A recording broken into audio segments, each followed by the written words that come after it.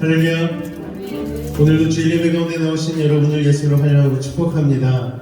우리 먼저 같이 한번 기도할 때에 특별히 주님 앞에 믿음으로 서는 이 시간 되게 하여 주시고, 하나님 나라를 우리가 살아가는 그 삶의 발걸음 가운데 온전히 나타내며 살아갈 수 있는 빛과 소금의 사람들 되게 하여 달라고, 특별히 우리의 예배를 위하여서 우리 이 시간 주님의 이름 한번 부르고 다같이 한번 기도하도록 하겠습니다.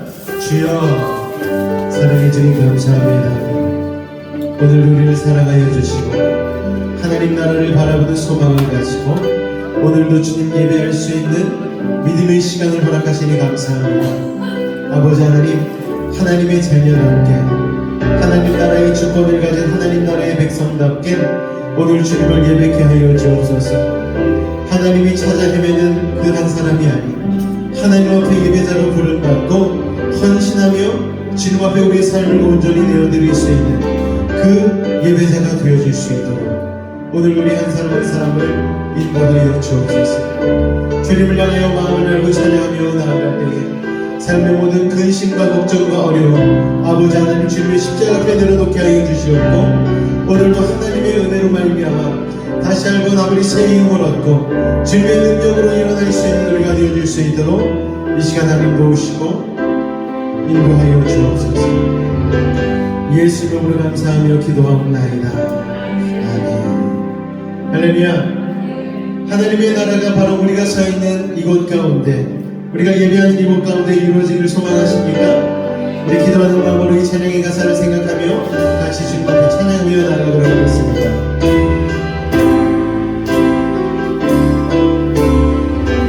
이곳에 임하신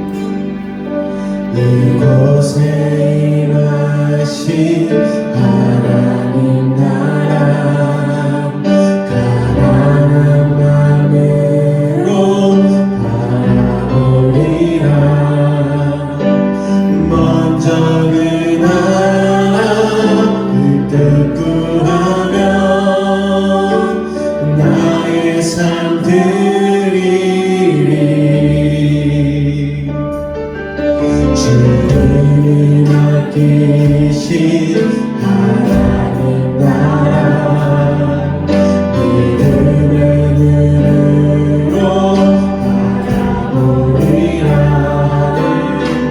하늘의 뜻이 이 땅 가운데 완성될 그날까지 믿음 나여 그 위에 서리라. 하나님의 나라는 무너지지 않으리. 믿음 나여 그 나라 세워가리라. 주님 곧 오실 때까지.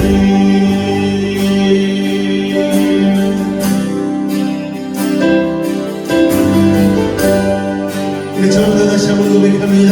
이곳에 임하신 하나님 나라, 이곳에 임하신 하나님, 가난한 마음으로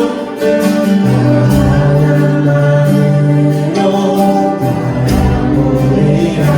먼저 그 나라, 먼저 그 나라 그 뜻 구하며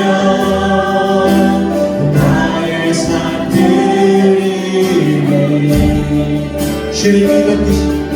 주님이 맡기신 하나님 나라, 믿음의 눈으로 바라보리라.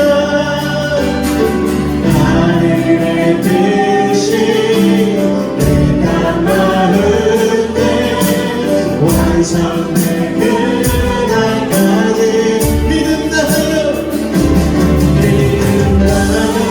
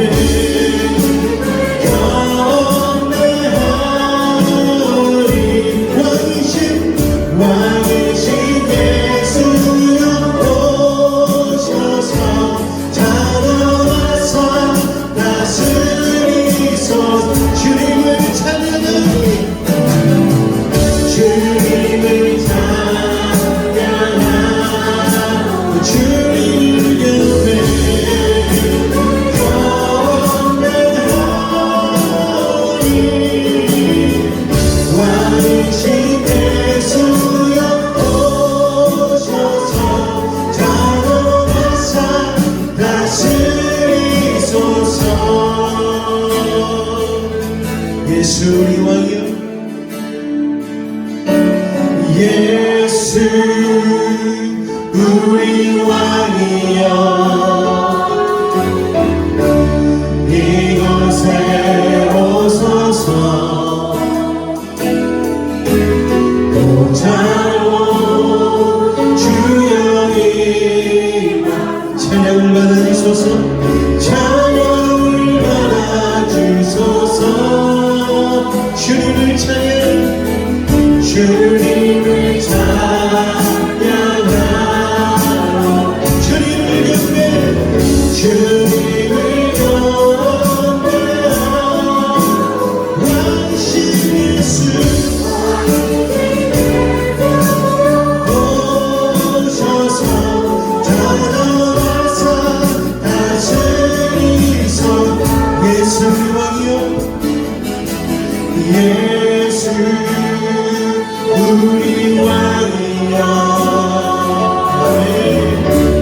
이곳에 오소서 보좌로 주여 임하 찬양을 받아주소서 아멘 주님을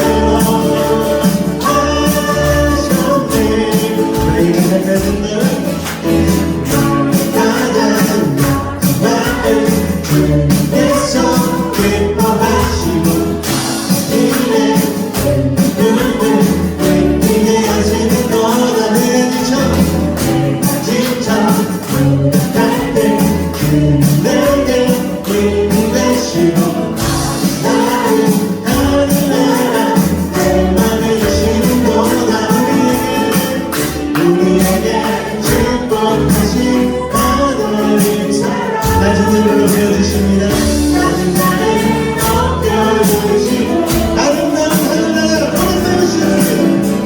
아름다운 하늘나라 허락하시고 예비하시네. 찬양하는 기쁨을 감사하고 평안을 간구하네. 하나님 나로 하셨네. 우리에게 축복하신 하나님의 사랑 우리에게 축복하신 하나님 낮은 자를 높여주십니다. 낮은 자를 높여주시고 아멘. 아름다운 하늘나라 허락하시고 내 모든 것 대비하시네. 찬양하며 찬양하는 기쁨에 감사하고 평안에 간구하네. 하나님 알도록 하셨네. 한 번 더 찬양하는 기쁨에 찬양하는 기쁨에 감사하고 평안에 간구하네. 하나님 알도록 죄의 것은 우리 영혼은 할렐루야. 죄의 것은 우리 영혼은 기뻐 뛰며 즐거워하네. 주 예수의 영원히 사는 죄의 것은 우리 영혼은 기뻐 뛰며 즐거워하네. 주 예수의 영원히 사는 갈 길을 밝히고 계시니 주 앞에 나를 나가시라. 우리의 삶을 우리에서 보너라. 죄의 것은 우리 영혼에 기뻐 뛰며 하늘에 계신 영원히 사는 우리를 오래하시는 날 우리를 오래하시는 날 기쁘게 듣고 순종하세. 우리는 우리 칭찬하고 속성이 나가세. 죄의 것은 우리 영혼에 기뻐 뛰며 즐거워하네. 주 예수의 영원히 주를 여기 계시오니 주오늘 어디 계시오니 나와서 너의 말씀 듣세. 듣기도 하고 생각나니 잘 들으시오. 죄의 것은 힘으로 뛰며 아멘. 주 예수의 영원 죄의 것은 우리 영혼에 죄의 것은 우리 영혼에 기뻐 뛰며 즐거워하네. 주 예수의 영원히 섬기네. 주 오늘 여기 계시오니 주 오늘 여기 여러분 믿으십니까? 다 와서 주의 말 듣기도 하며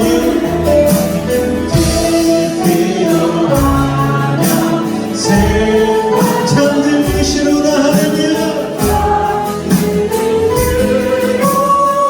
죄의 곳에 죄의 곳은 우리여 기뻐 뛰며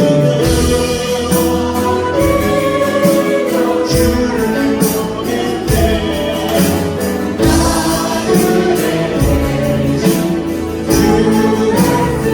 영원히 섬기겠습니다.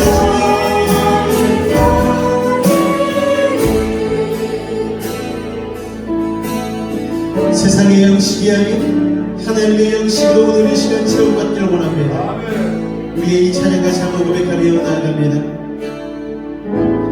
우물가의 여인처럼 난 구했네.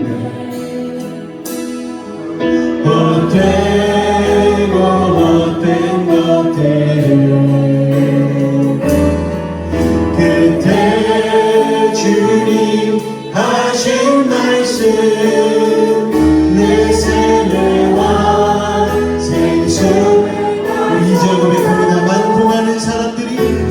많고 많은 사람들이 찾아선 헛되고 헛된 것들이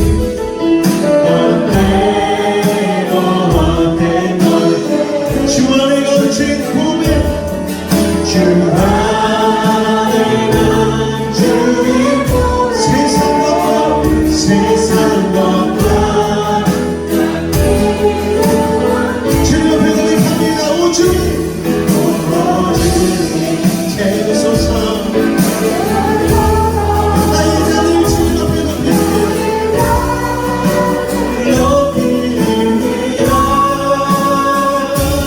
하늘 양식 내게 채워주소서 넘치도록 채워주소서 내 친구여 어디서 돌아오 내 주의 넓은 품으로 내 주의 넓은 품으로 우리 주님 너를 반겨 그 넓은 품에 안으신 아멘 오 주님 세우소서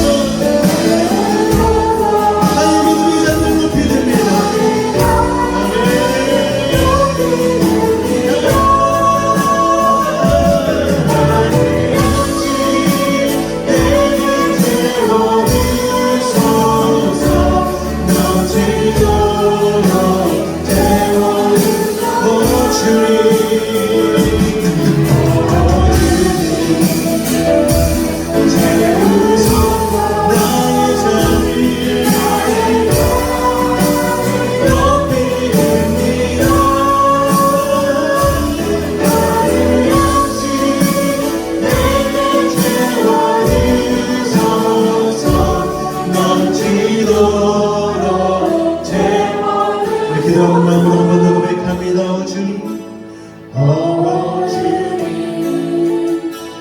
채우소서 나의 잔을 높이렵니다. 하늘 양식 내게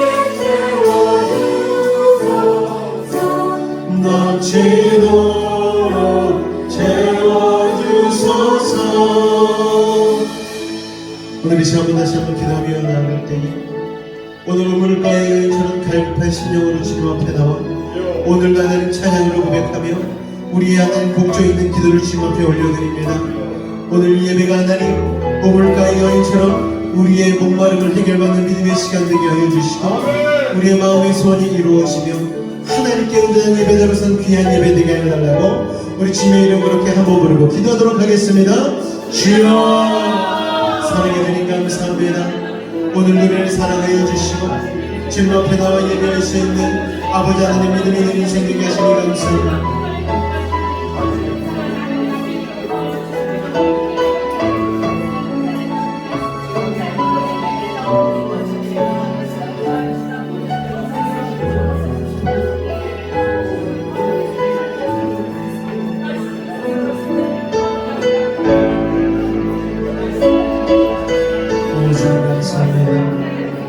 오늘도 마음과 뜻과 정성을 다하여 주님 예배하며 나아가길 원합니다. 주님 우리 가운데 함께 하여 주시옵소서. 주님 은혜를 받아 주옵소서.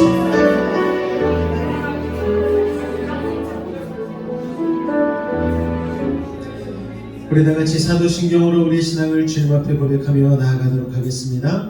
나는 전능하신 아버지 하나님 천지의 창조주를 믿습니다. 나는 그의 유일하신 아들 우리 주 예수 그리스도를 믿습니다.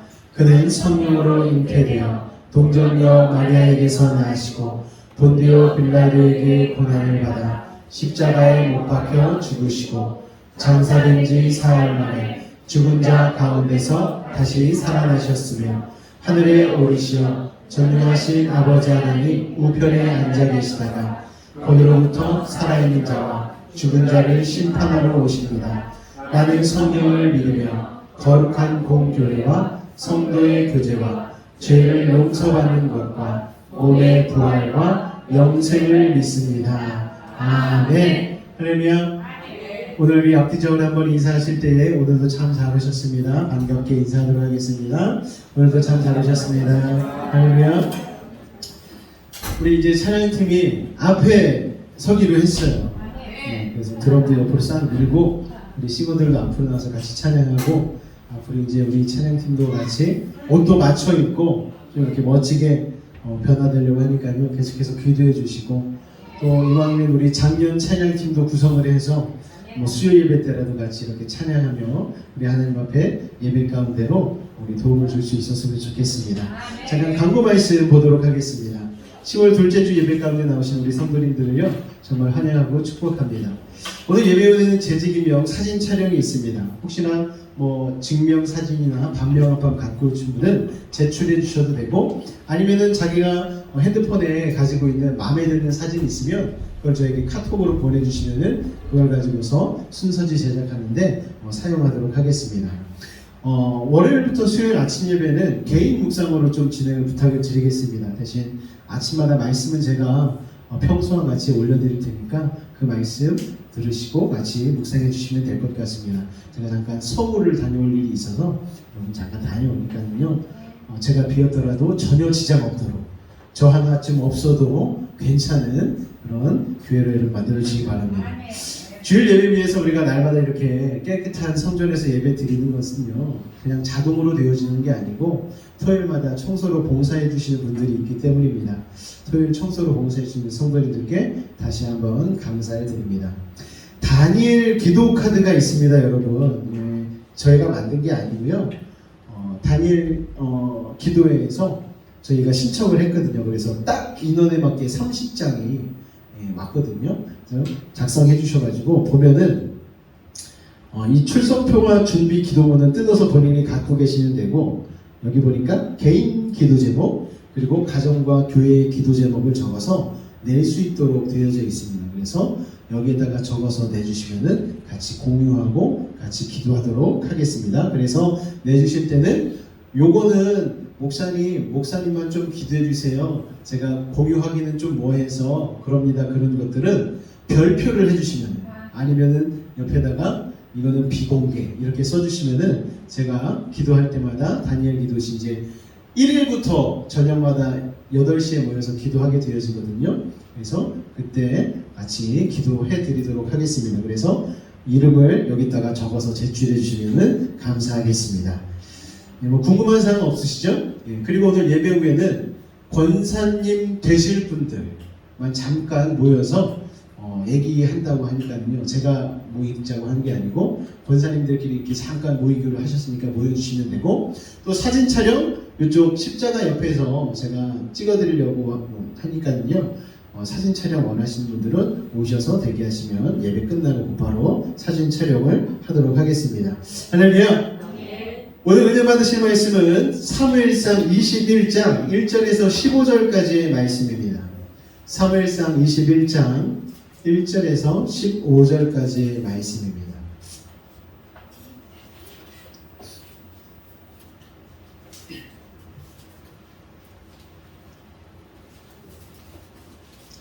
사무엘상 21장 1절에서 15절까지의 말씀 제가 한 절, 여러분이 한 절 천천히 한번 교독하도록 하겠습니다. 다 찾으셨나요? 못 찾으신 분 앞에 화면을 참고해 주셔도 됩니다. 자, 제가 먼저 봉독하도록 하겠습니다. 다윗이 노베 가서 제사장 아히멜렉에게 이르니 아히멜렉이 떨며 다윗을 영접하여 그에게 이르되 어찌하여 내가 홀로 있고 함께하는 자가 아무도 없느냐 하니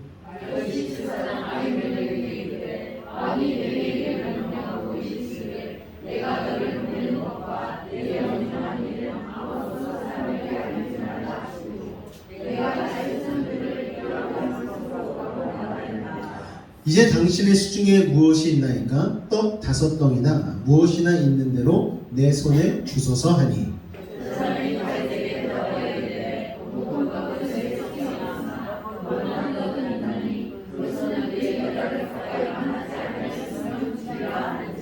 다윗이 다윗이 제사장에게 대답하여 이르되 우리가 참으로 3일 동안이나 여자를 가까이 하지 아니하였나이다.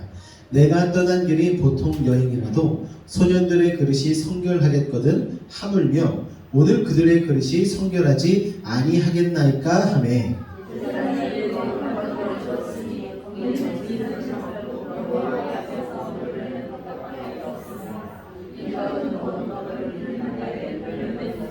그날에 사울의 신하 한 사람이 여호와 앞에 머물러 있었는데 그는 도액이라 이름하는 에돔 사람이요 사울의 목자장이었더라.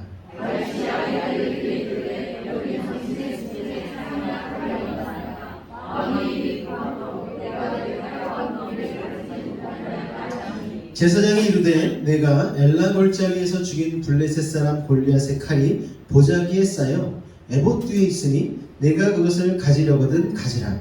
여기는 그것밖에 다른 것이 없느니라 하는지라. 다윗이 이르되 그 같은 것이 또 없나니 내게 주소서 하더라.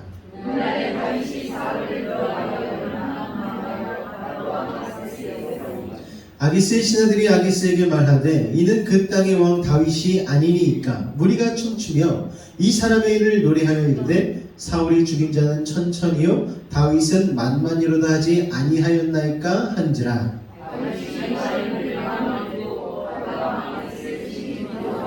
그들 앞에서 그의 행동을 변하여 미친 채 하고 대문짝에 그적거리며 침을 수염에 흘리매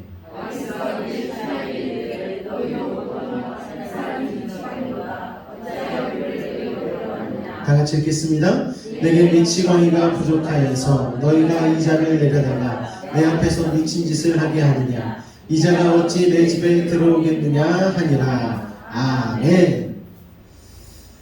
하나님 마음에 맞는 사람 세 번째 시간으로 같이 말씀의 은혜 나누도록 하겠습니다. 혹시 누군가가 별 이유 없이 나를 미워한 경험 있으십니까? 잘못한 것도 없는데 이상하게 미워하고 견제하고 그리고 대하는 태도가 차가운 거예요. 왜 그러는지 알지를 못하겠는데 나를 싫어. 가장 큰 원인이 바로 시기와 질투 때문입니다. 그 마음은 미워하는 당사자만 알기 때문에 당하는 사람에서는 그 입장이 이해가 가지 않는 거예요. 바로 그것이 오늘 사울과 다윗의 관계였습니다. 그 누구도 나서서 무찌르지 못한 적장 골리앗을 담대하게 물맷돌 5개만 주머니에 넣고서 간단한 목장으로 가서 골리앗을 물리치고 이스라엘의 기세를 세워서 블레셋을 물리친 그 장군이 바로 다윗 아닙니까? 그런데 골리앗 때문에 벌벌 떨면서 아무것도 못하던 사울이 다윗이 골리앗을 이겨줬으면 감사해야죠. 그래도 왕으로서 승전보를 올릴 수 있도록 도와줬으니까 다윗에게 무언가를 해주면 해줬지 시기하고 질투할 것이 아닌데 거기까지는 괜찮았는데 그만 개선장군처럼 다윗과 사울이 같이 들어오는 그때에 여인들이 찬양을 하게 되어지죠. 사울은 1,000원, 다윗은 10,000원. 기분 나쁘다 이거예요. 사울이 그 얘기를 듣고서 갑자기 시기와 질투가 발하여서 다윗을 죽이기로 생각하여 듭니다. 잔치를 하다가 밥을 먹다가 그리고 연주를 듣다가 갑자기 악신이 임하여서 다윗에게 창을 슉 던졌는데 하나님의 보호하심으로 다윗이 창을 무려 2번이나 피하였습니다. 그리고 나서도 다윗이 어떤 생각을 했겠습니까? 사울이 자신의 장인어른이잖아요.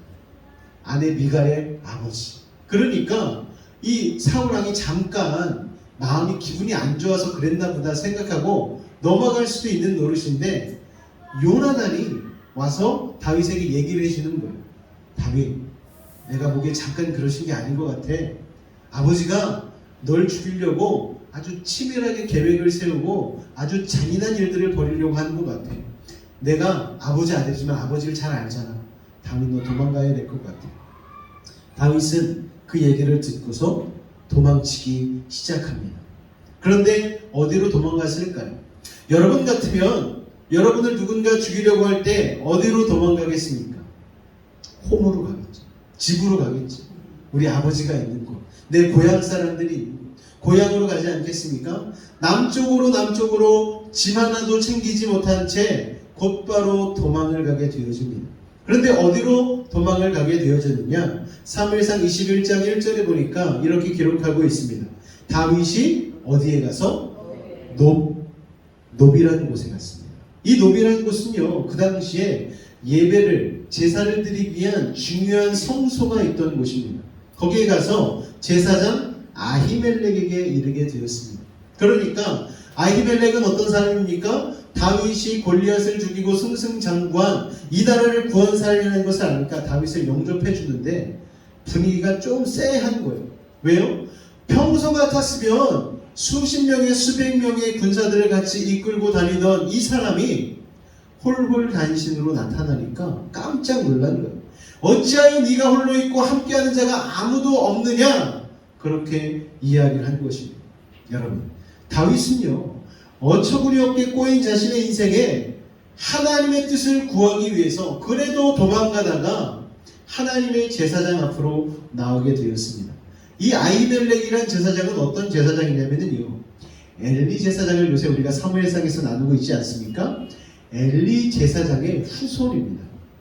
그러니까 홈리와 비나스가 죽지 않았습니까? 엘리 제사장도 죽었어요. 그리고 그 다음에 제사장으로 추대받아서 올라간 사람이 바로 이 아히멜렉이라는 사람입니다.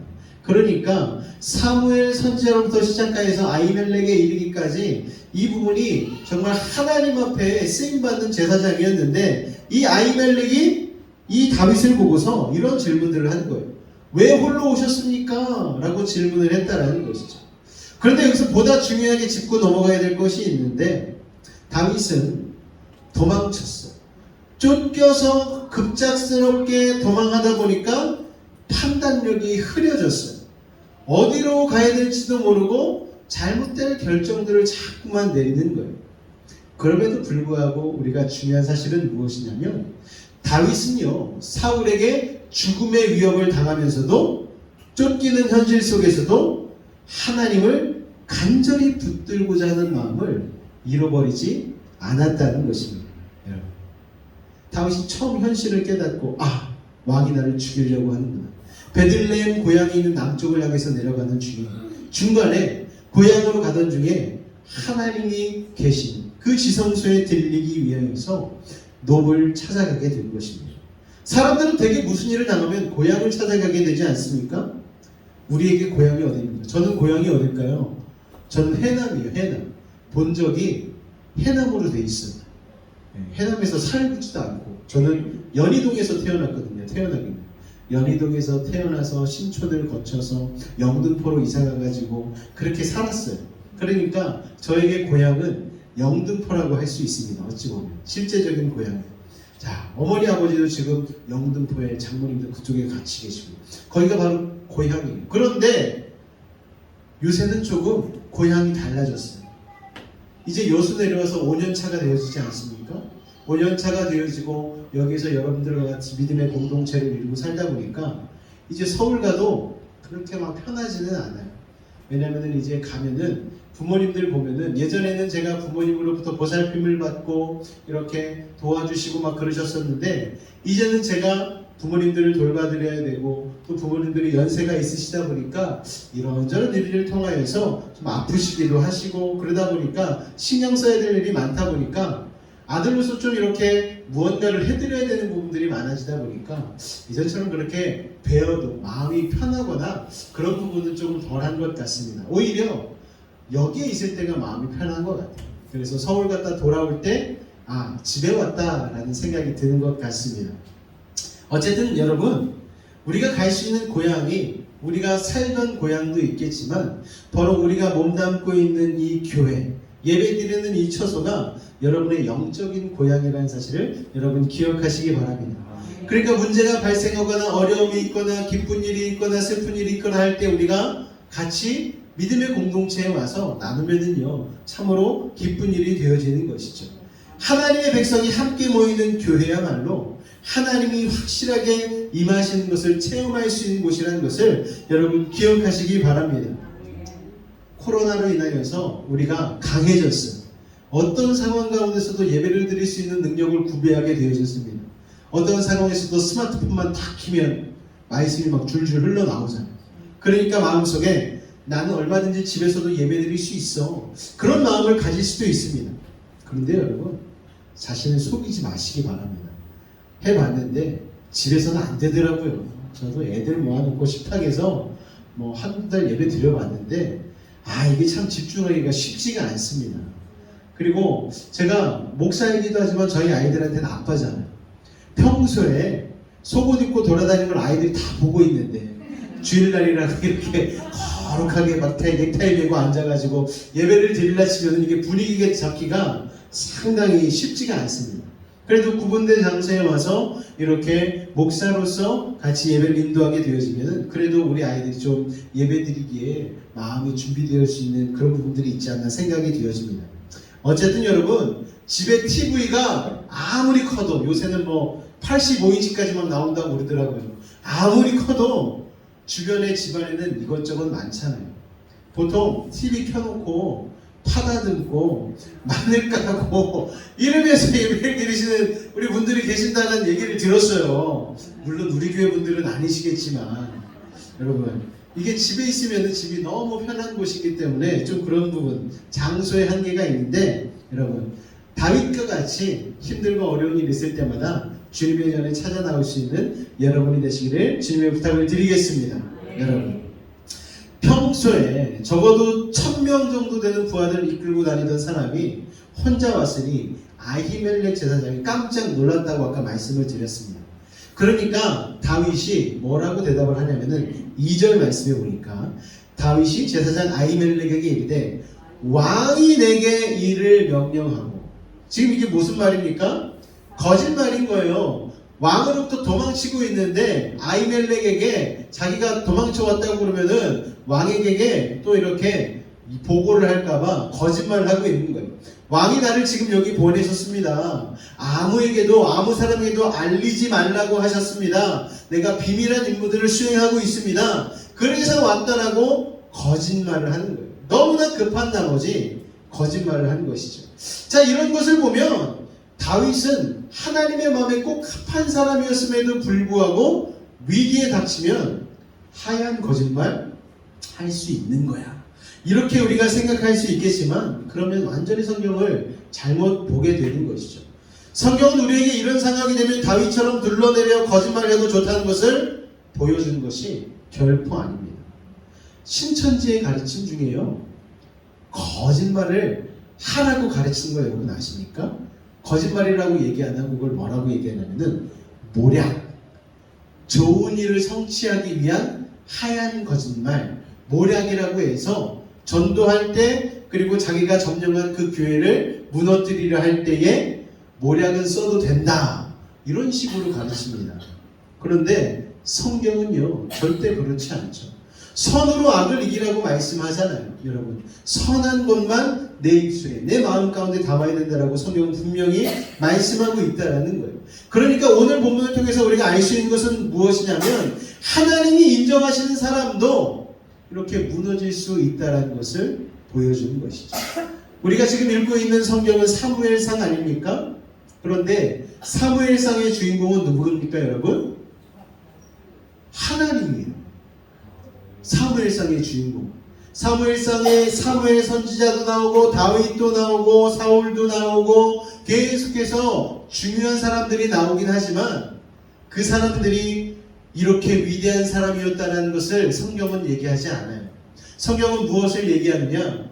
이렇게 위대한 듯 보이는 사람들도 실수하고 넘어지고 죄를 짓고 하는데 그런 선과 악 여러 가지 상황들을 통해서 하나님이 어떻게 역사하시고 이끌어 가시는가를 성경을 통하여서 이야기하고 있다는 것입니다. 다윗도 쫓기는 도망자가 되니까 거짓말을 하면서 무너지고 있다는 거예요.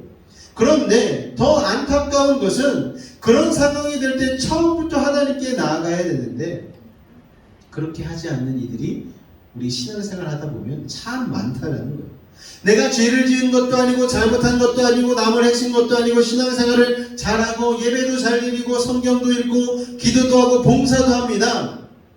그런데 목사님, 일이 자꾸 꼬이고 안 좋은 일이 생겨요. 그러면 하나님이 어떻게 이러실 수 있어? 너무하신 거 아니야? 내가 이렇게 열심히 하는데 어떻게 이런 안 좋은 일들이 생기게 해주시나? 그렇게 생각한다는 거예요. 하나님이 늘 나와 함께 하신다라고 믿었는데 일이 너무 안 풀리고 힘드니까 서운한 마음이 들 수 있어요. 누구나 그렇습니다. 누가 안 그렇겠습니까, 여러분? 그런데 그렇게 되면 사실 기도하기도 싫어져요. 내가 이러려고 하나님 믿었나? 여러분, 혼자 믿으면 이런 생각 가운데 빠질 수밖에 없어요. 그래서 우리 믿음의 공동체가 필요한 것이죠. 우리 중 누구라도 그렇게 될 가능성이 있지 않겠습니까? 저도 마찬가지죠. 어려움이 닥치면 무너질 수 있고 시기에 빠질 수 있고 하나님께 서운하고, 하나님, 제가 여태까지 부교육자로 몇십 년을 제가 헌신해왔는데 하나님 왜 이렇게 저 힘들게 하시는 거예요? 저도 그럴 때가 있어요. 가끔씩 너무 힘들 때는, 그리고 막 몸이 아플 때면 하나님, 제가 평생 부교육자에서 얻은 게 이 병밖에 없습니다. 서럽습니다. 그럴 때가 있어요. 저도. 그럴 때 주변의 형제자매들이 함께 있으면 붙들고서 같이 기도해 줄 수가 있잖아요, 여러분. 그래서 교회가 커뮤니티, 공동체인 거예요. 저희 교회 이름이 뭡니까, 여러분? 여수베이지 커뮤니티 처치, 공동체라는 거예요. 다윗은요, 어떤 사람보다 더 고통스러운 삶을 살았습니다. 잡혀서 죽을 뻔한 위기를 몇 번이나 넘긴 사람이에요. 그런데 놀라운 것은 그런 엎드려질 만한 상황에서도 다윗은 완전히 엎드려지지 않고 완전히 파괴되거나 망하지는 않았다는 것입니다. 순간적으로 넘어진 적은 있지만 오히려 그와 반대로 그의 인격은 그런 고난과 아픔을 통하여서 성숙해졌고 풍성해졌다라는 거예요. 여러분, 어떻게 그렇게 할 수 있었나? 넘어질 때마다 넘어진 김에 하나님 앞에 무릎을 꿇었다는 거예요. 하나님을 찾았습니다. 하나님께 나아갔습니다. 오늘도 남쪽 고향으로 내려가다가 그가 도망가다가 급함에도 불구하고 하나님의 지성소를 찾은 이유가 무엇입니까? 하나님께 이 모든 상황을 아뢰기 위해서. 여러분, 시편을 읽어보면은요, 다윗이 하나님의 대적들로 울부짖는 기도들이 참 많이 나와 있어요. 그의 마음이 너무나 잘 드러나 있습니다. 그가 평안해서 시편 23편을 지은 게 아니에요. 죽을 것 같은 상황에서, 사자와 곰에게 쫓기는 것과 같은 상황에서 그는 시편 23편으로 하나님께 영광을 돌렸다는 사실입니다. 평소에도 그렇지만 특히 우리가 어려움을 당할 때 해야 할 일은 딱 한 가지입니다. 아무리 괴롭고 힘들어도 하나님 앞으로 나아가는, 하나님 앞에 가서 울부짖는 거예요. 제가 예전에 아이스크림 얘기해드리지 않았습니까? 형제가 있었어요. 2명. 형아가 있고 동생이 있는데 엄마가 쭈쭈바 아이스크림, 막대 아이스크림 사주고 갔어요. 그랬더니 형은 좀 등치가 크니까 개눈 감수듯이 먹지 않았습니까? 동생은 어리니까 이게 빨리 안 먹어지는 거예요. 막 뚝뚝 흘리면서 먹고 있으니까 형아가 저기 봐봐, 한눈판 새이랑 뺏어가지고 확 먹어버리는 거예요. 고개를 돌려서 자기의 막대발을 보니까 아이스크림이 존재하지 않는 것을 보면서 아이가 울기 시작합니다. 그런데 이 아이가 참 지혜로워요. 어디를 향해서 우느냐? 아버지가 쉬고 계신 안방을 향해서 울기 시작합니다. 여러분, 참 지혜로운 거예요. 아빠가 문을 열고 탁 넣으리만 왜 울어? 형아가 아버지를 향해서 울었더니 응답 받았잖아요. 여러분, 혹시 마트 초코바 사건 예환 여러분 기억하십니까? 아이가 초코 쿠키를 너무 좋아하는 거예요. 그래서 초코 쿠키를 사달라고 엄마에게 이렇게 계속 얘기하는데 엄마가 얘가 초코 쿠키를 너무 좋아하는 걸 아니까 마트 들어가기 전에 경고를 했어요. 마트 들어가서 초코 쿠키 사달라고 그러면 혼나는 거야. 절대 안 돼. 그 아이 이름이 존이었거든요. 그런데 아이 마음이 어떻게 그렇게 쉽게 포기가 됩니까? 초코 쿠키 곁을 지나갈 때마다 엄마 존! 네 엄마. 또 지나갈 때마다 엄마 존! 마지막 계산대에 이뤘습니다. 여기서 밀리면 끝인 거예요. 마지막 계산대 앞에서 이 아이가 외치기 시작합니다. 엄마! 나사렛 예수 그리스도의 명함으로 초코 쿠키 사주세요. 그 아이는 그날 23상자의 초코 쿠키를 얻게 되었습니다.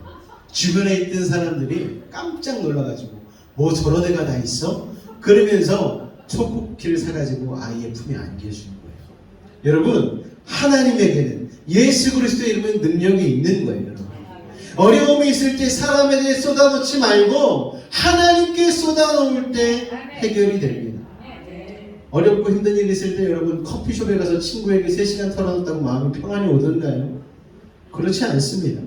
아무리 쫓기는 삶의 고통 중에 있다 할지라도 하나님께 쏟을 때에 우리는 패배하지 않는 승리하는 인생을 살 수 있게 되는 것입니다. 그러면 오히려 쫓기면서도 성숙해질 수 있고 다윗과 같은 사람이 될 수 있는 것이죠. 다윗은 늘 죽음의 위협 속에 쫓기는 인생이었지만 다른 데 가지 않고 노베 있는 하나님의 성소, 하나님의 집으로 들어갔기 때문에 그와 같은 기적, 그와 같은 응답을 받을 수 있었다는 것입니다. 우리 3절 4절 말씀을 내가 같이 한번 읽어보도록 하겠습니다. 시작.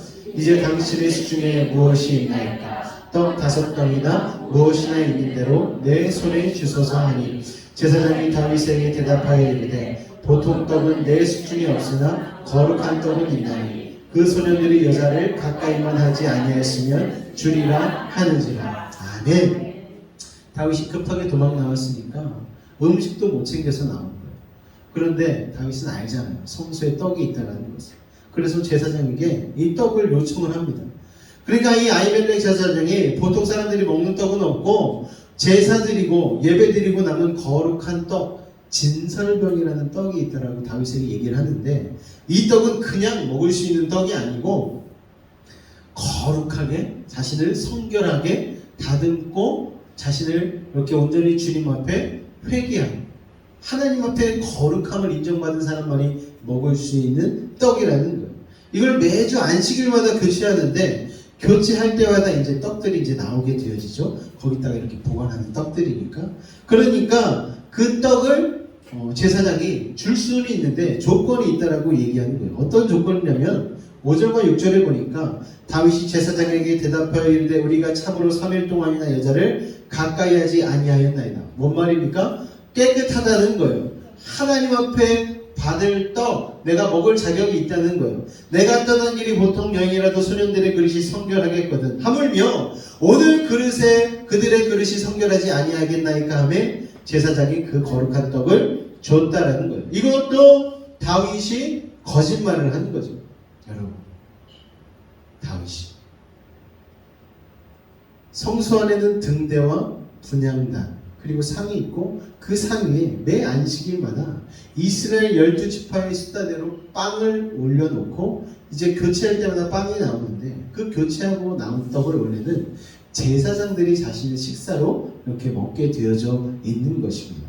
자, 일주일 동안 있었던 빵을 내놓아 제사장들이 먹는데 다윗이 또 거짓말을 해서 제사장들만이 먹을 수 있는 그 떡을 먹게 되어진 것이죠. 그런데 이 사건이 일어난 때부터 1000년쯤 지나서 예수님이 안식일에 밀밭을 지나가다가 제자들이 배고프잖아요. 예수님 제자들이 날마다 이렇게 전도하고 다니니까 배가 고프니까 밀밭을 지나다가 밀을 조금 떼가지고 손으로 비벼가지고 까가지고 몇 개 입에 넣은 거예요. 그러니까 그거를 누가 보고 있었느냐?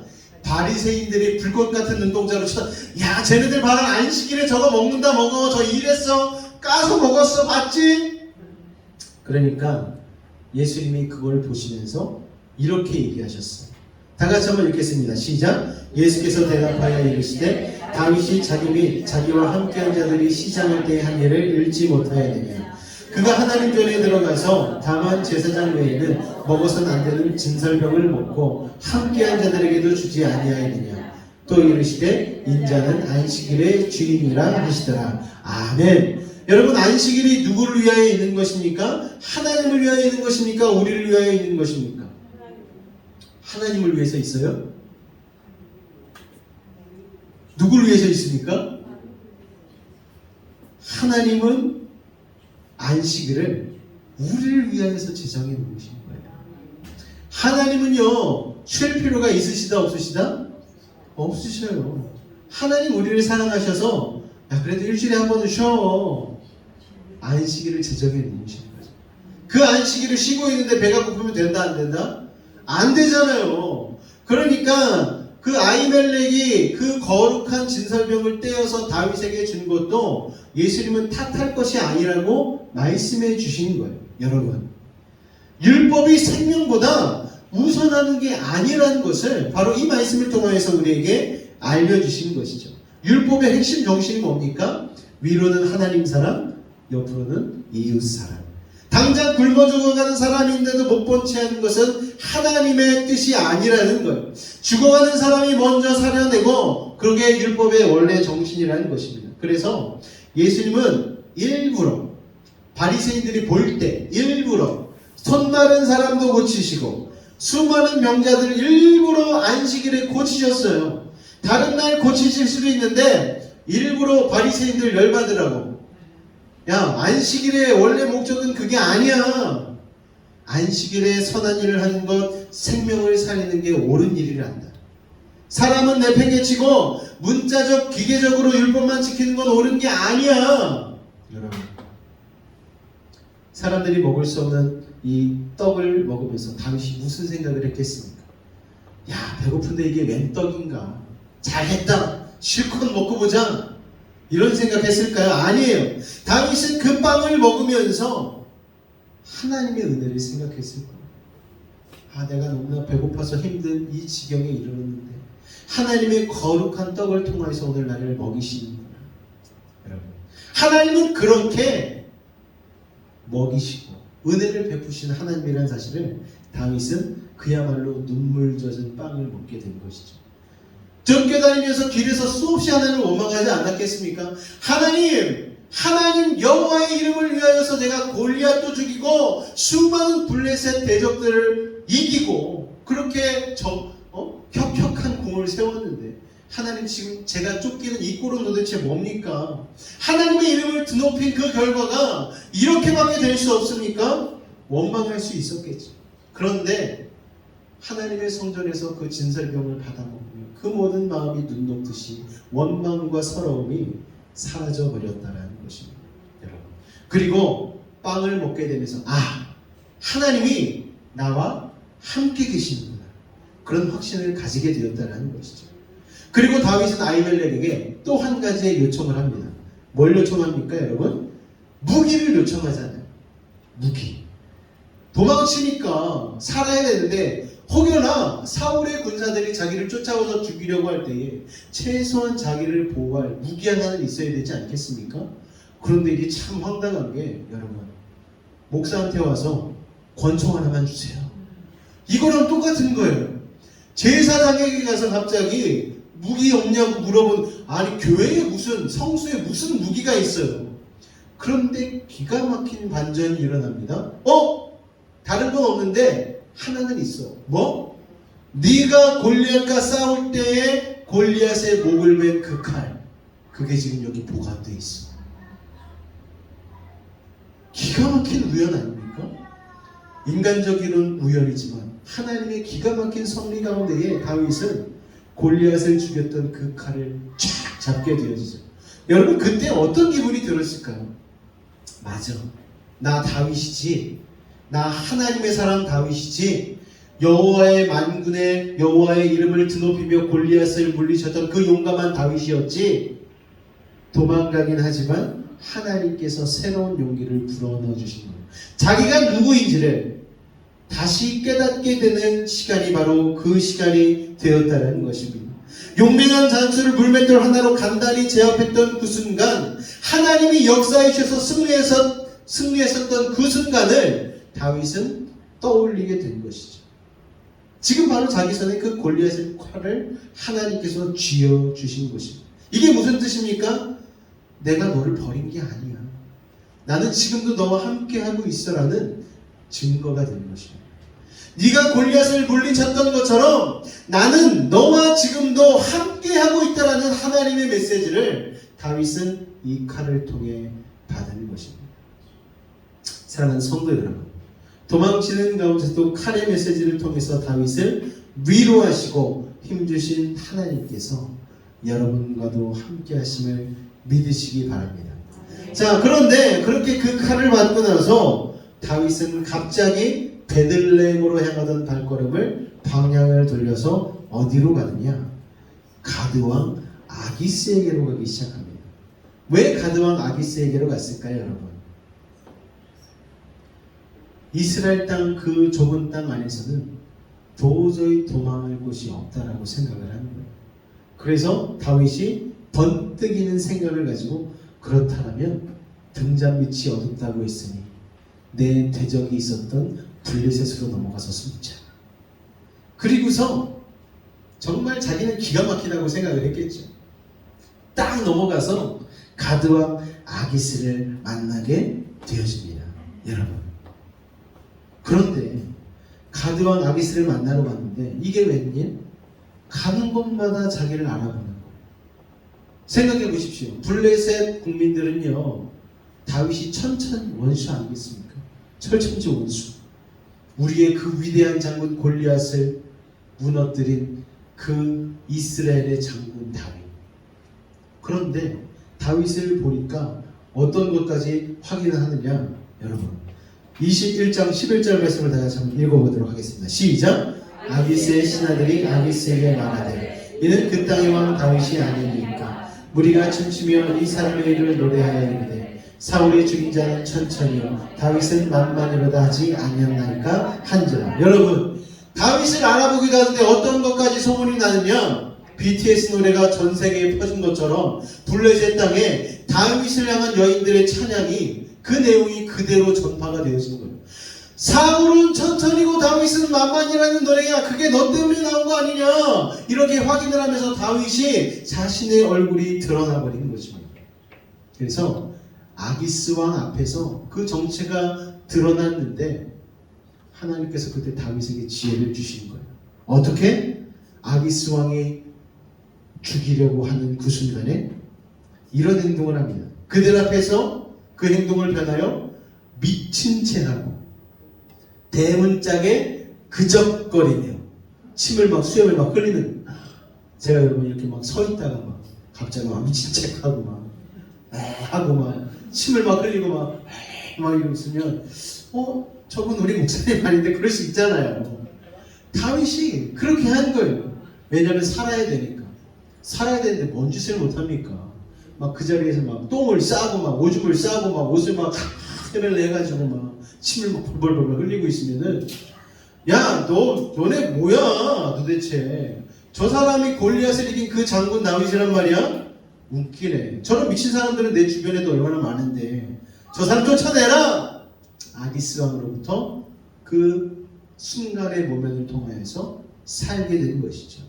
여러분, 미친 연기를 하고서 어떤 사람들은 이런 얘기를 하더라고요. 다윗이 미친 연기를 잘할 수 있었던 이유는 사울 옆에 있었기 때문이에요. 사울이 워낙 미친 짓을 많이 했잖아요. 그래서 미친 연기를 사울로부터 배웠다. 뭐 이런 얘기도 하지 않겠습니까? 어쨌든 간에 그렇게 생명을 건지게 되었습니다. 자, 그런데 여기서 우리가 기억해야 할 것은 다윗이 왜 이렇게까지 초라하고 비참한 지경으로 바닥까지 내려가야만 했었냐는 거예요. 여러분, 그 원인이 오늘 말씀 가운데 나와 있습니다. 10절 말씀을 다 같이 한번 읽겠습니다. 시작! 그날에 다윗이 사울을 뭐 했다고요? 두려워했다라는 거예요. 12절에 보니까 가드왕 아기스를 심히 두려워해요. 여러분, 다윗이 가장 두려워해야 되는 존재는 누구입니까? 하나님인 거예요. 그런데 다윗은 하나님을 기억하지 못하고 눈에 보이는 사울만, 눈에 보이는 가드왕 아기스만 두려워하니까 다윗에게 바닥까지 내려가는 일들이 경험되게 되었다라는 것입니다. 잠언 29장 25절 말씀에 보면요, 이런 말씀이 있습니다. 같이 한번 읽겠습니다. 시작! 사람을 두려워하며 여호와를 의지하는 자는 안전하다. 사람을 두려워하면 올무에 걸리게 된대요. 이게 딱 지금 다윗의 모습 아닙니까? 사람 사울왕을 두려워하고 사람 가드왕 아기스를 두려워했더니 올무에 걸리게 되어서 죽을 지경에 이르렀는데 그나마 하나님의 인도하심으로 미친 척하고 살아날 수 있었다는 것입니다. 시편 56편을 보면은요, 56편의 제목이 뭔 줄 아십니까? 다윗이 가드에서 블레셋인에게 잡힌 때에 라는 제목이 붙어 있습니다. 거기서 다윗이 이렇게 간절히 기도해요. 하나님이여, 내게 은혜를 베푸소서. 사람이 나를 삼키려고 종일치며 압제하나이다. 내 원수가 종일 나를 삼키려 하며 나를 교만하게 치는 자들이 많사오니 내가 두려워하는 날에는 내가 주를 의지하리이다. 여러분, 중요한 게 뭡니까? 누구에게나 두려움이 찾아와요. 그러나 그때마다 다윗은 어떻게 했습니까? 내가 주를 의지하리이다. 할렐루야! 내가 하나님을 의지하고 그 말씀을 찬송하올지라 내가 하나님을 의지하였음즉 두려워하지 아니하리니 혈육을 가진 사람이 내게 어찌하리까. 여러분, 속으로 이렇게 기도한 거예요. 계속 이어집니다. 내가 아뢰는 날에 내 원수들이 물러가려니 이것으로 내 하나님이 내 편이심을 내가 아나이다. 우리 10절 말씀 같이 읽겠습니다. 시작. 내가 하나님을 의지하여 그의 말씀을 찬송하며 여호와를 의지하여 그의 말씀을 찬송하리이다. 그렇게 내가 하나님을 의지하였은즉 두려워하지 아니하리니 사람이 내게 어찌하리까. 할렐루야. 사람이 내게 어찌할 수 없다는 거예요. 내 생사화복을 주관하시는 분은 누구시다? 하나님이시다. 여러분, 그래서 하나님께 감사를 드리고 하나님 앞에 영광을 돌리는 것이죠. 여러분, 시편 56편에서 하나님께 도와달라고 기도했더니 그 다음에 구해주신 다음에 지은 시가 성경에 또 기록이 되어져 있습니다. 시편 34편에 구해주신 다음에 쫓겨난 다음에 지은 시, 굉장히 구체적으로 상황이 제목으로 기록되어져 있어요. 보니까 이렇게 이야기하고 있습니다. 내가 여호와께 간구하며 내게 응답하시고 내 모든 두려움에서 나를 건지셨도다. 그들이 주를 앙망하고 광채를 내었으니 그들의 얼굴은 부끄럽지 아니하리로다. 6절 7절 다 같이 읽겠습니다. 시작. 이 공허한 자가 그들에게 여호와께서 주시고 그의 영혼을 하나님께서 구원하셨다. 여호와의 천사가 주를 경외하는 자를 눌러 진치고 그들을 건지시는도다. 여호와의 천사가 7절에 보니 주를 경외하는 자. 경외가 무슨 뜻입니까? 하나님을 두려워하는 자. 세상 사람이 아닌 하나님을 두려워하는 자를 천사가 둘러서 진쳐준대요. 그리고 그들을 건져주신다는 거예요. 할렐루야! 의인이 부르짖음에 여호와께서 들으시고 그들의 모든 환난. 할렐루야! 여러분의 그 어떠한 상황과 문제 속에서도 하나님이 건져주신다는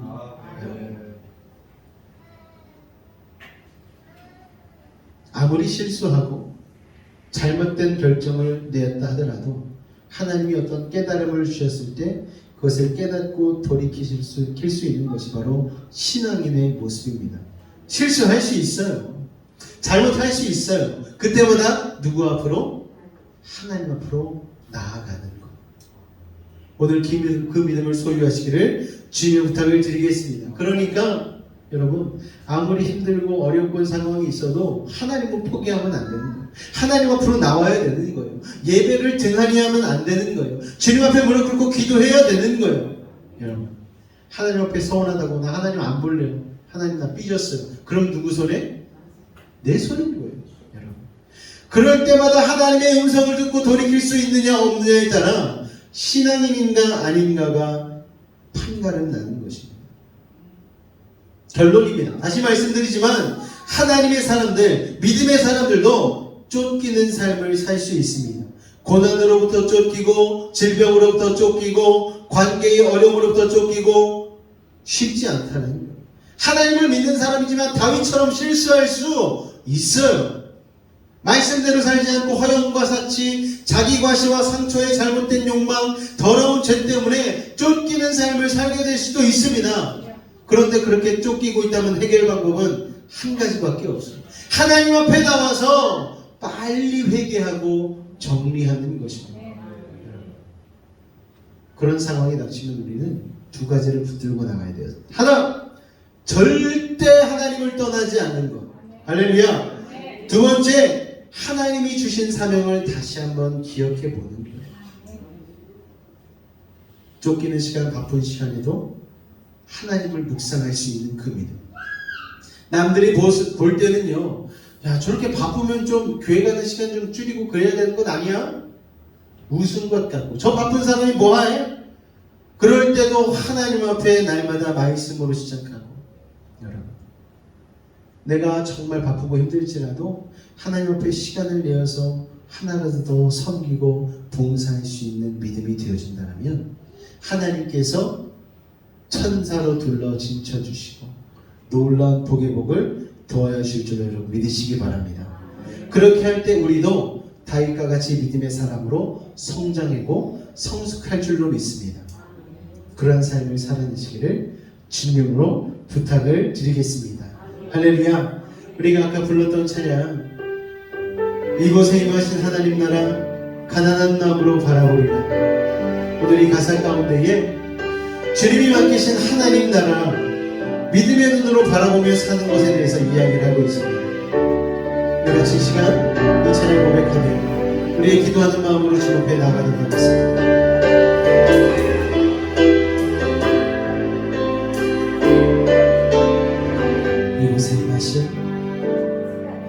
이곳에 임하신 하나님 나라 가난한 마음으로 바라보리라. 먼저 그 나라 그 뜻 구하며 나의 삶 드리리. 주님이 맡기신 하나님 나라 믿음의 눈으로 바라보리라. 하늘의 뜻이 이 땅 가운데 완성될 그날까지 믿음나요 그 위에 서리라. 하나님의 나라는 무너지지 않으리. 믿음나요 그 나라 세워가리라. 주님 오실 때까지. 우리 한번 기도하며 나아갈 때 이 하나님, 우리의 삶 가운데 언제나 하나님의 나라가 임하기 위하여 세상 헛된 것 붙들지 아니하고 아버지 하나님 애국으로 도움을 청하러 가지 아니하고 하나님께만 도움을 구하며 세상을 두려워하는 것이 아닌 하나님만을 경외하며 사는 믿음 있는 인생 되게 해달라고. 그러므로 말미암아 하나님의 마음에 합한 사람으로 온전히 변하게 해달라고 오늘 우리 주님의 이름 한번 간절히 보시고 기도하도록 하겠습니다. 주여, 사랑해 주님 감사합니다. 아버지 하나님, 다윗과 같이 우리도 실수하고 때로는 넘어집니다.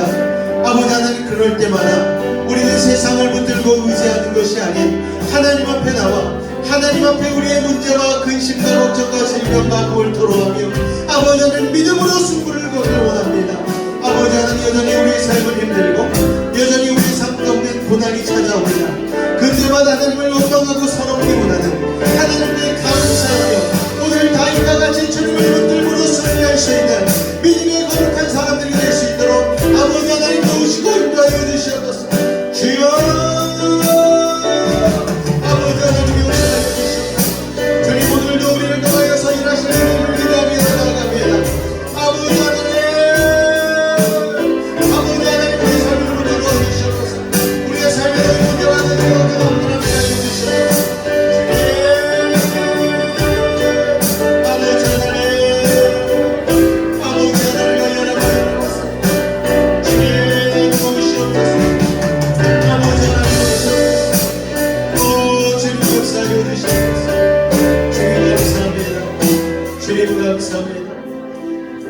우리 이어서 한 번만 더 중보하였으면 좋겠습니다. 이제 수능이 얼마 남지 않은 가운데 있습니다. 11월 중순이면 수능을 앞두고 또 우리 고3 학생들 하나님 앞에 수많은 시험을 위해서 준비하고 있는 가운데 있는데 또 우리 집사님, 우리 손주인 지민이가 오늘 또 서울로 올라가서 또 미술 시험 실기도 본다고 하고요. 또 우리 권은주 집사님 아들 현승이도 이제 수능을 앞두고 재수해가지고 이제 기다리고 있는 중에 있거든요. 우리가 좀 이 아이들을 위해서 기도할 때는 참 아이들의 삶이 쉽지가 않습니다. 저도 고등학교 딸 아이가 있지만 공부하고 시험 보는 게 쉽지 않은 삶이 계속 이어져서 참 버거워할 때가 있거든요. 우리 아이들을 위하여서, 우리 수능을 앞둔 우리 고3들을 위하여서, 또 오늘 시험을 보러 간 우리 지민이 위해서도 기도해 주시고, 또 여러분의 사랑하는 자녀들을 위하여서 하나님 다윗과 같이 그 어떤 순간에도 하나님을 붙들 수 있는 그 거룩한 믿음을 달라고 우리 한 번 더 주님 이름 기록 부르고 기도하도록 하겠습니다. 주여, 사랑해 주님 감사합니다. 우리 사랑하는 지체들이 있습니다.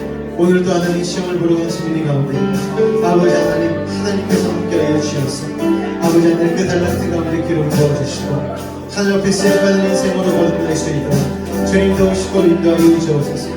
아버지 하나님 우리 현승이 가운데도 함께하여 주옵소서. 또 하나님 우리 시험을 치르고 아버지 하나님 우리 학생들 그 마음 가운데에 아버지 또 성적의 결과를 기다리며 아버지 떨리는 마음으로 있는 아이들도 있습니다. 아버지 하나님 이 아이들이 하나님을 알게 하여 주옵소서. 하나님 앞에 자신의 문제와 걱정과 의심을 내려놓고 아버지 기도하며 나아갈 때에 하나님이 이루시는 그 놀라운 역사를 삶으로 직접 맛보고 체험케 하여 주옵소서. 그리하여서 세상이 줄 수 없는 평안을 누리게 하여 주시고 하나님이 키우시는 놀라운 비전의 사람, 꿈의 사람으로 나아갈 수 있도록 주님 도우시고 인도하여 주옵소서. 우리 사랑하는 다음 세대 가운데 함께하여 주셔서 다윗과 같이 주님 앞에 날마다 서는 자들에게 하여 주시고 아버지 하나님 주님을 예배하는 것이 삶 가운데 너무나 중요하다는 사실을 마음 가운데 깨닫고 알아갈 수 있는 우리 믿음의 다음 세대 될 수 있도록 아버지 하나님 축복하여 주옵소서. 아버지 하나님 각자 자녀들 가운데 함께하여 주시고 믿음 안에서 성장할 수 있도록 주님 도우시고 인도하여 주옵소서. 주님 감사합니다. 사랑해 주님 감사합니다. 다윗과 같이 때로는 우리에게 아픔과 아버지 하나님 우리의 처한 현실이 정말 쉽지 않은 상황이 찾아올 때가 있습니다. 아버지 그럴 때마다 다윗과 같이 주님 앞으로 먼저 나아가게 하여 주옵소서. 주님의 위로를 우리 아이들도 받게 하여 주시옵고 아버지 하나님 떡을 먹이시며 무기를 손에 잡게 하신 그 하나님의 은혜가 우리 아이들에게도 또 우리 각 성도님들에게도 임하게 하여 주셔서 내가 너와 함께하고 있다라는 그 하나님의 함께하심을 굳게 믿을 수 있는 그 믿음을 우리 가운데 더하여 주옵소서. 주께서 오늘도 함께하심을 믿습니다. 특별히 귀한 예물로 주님 앞에 드린 우리 성도들 하나님 기억하여 주옵소서. 30배, 60배, 100배 열매 맺게 하여 주시고 하나님을 늘 기억함으로 하나님께 인정받는 하나님께 기억받는 복된 삶 될 수 있도록 주님 축복하여 주시옵고 아버지 하나님 황량한 세상 가운데서도 풍성한 주의 복을 누리며 평안과 기쁨으로 나아갈 수 있는 우리 사랑하는 여수베이 집교회 성도 될 수 있도록 아버지 하나님 도우시고 인도하여 주옵소서. 예수님의 이름으로 감사하며 축복하고 기도하옵나이다. 아멘. 다같이 자리에서 일어나 주시겠습니다.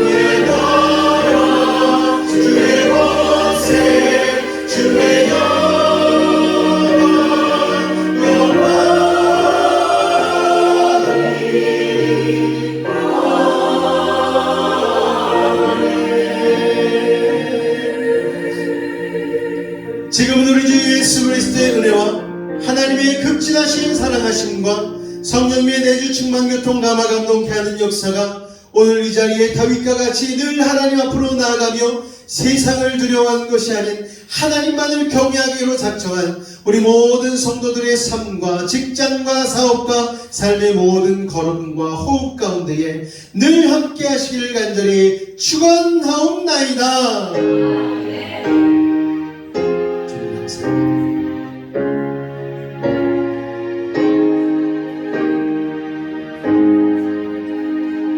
이것으로 주일 예배를 마치도록 하겠습니다. 한 주간도 승리하시기 바랍니다.